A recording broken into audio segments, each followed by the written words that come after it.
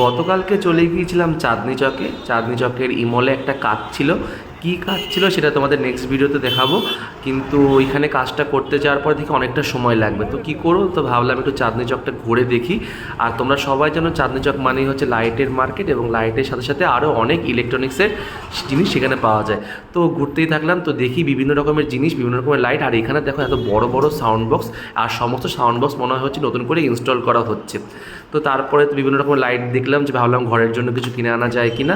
আর এইদিকে দেখো কি সুন্দর সুন্দর এই লাইটসগুলো, মানে সিলিং থেকে একদম ঝোলালে কত সুন্দর লাগবে ঘরটা দেখতে। দেখো কেউ সুন্দর সুন্দরভাবে জ্বলছে একদম।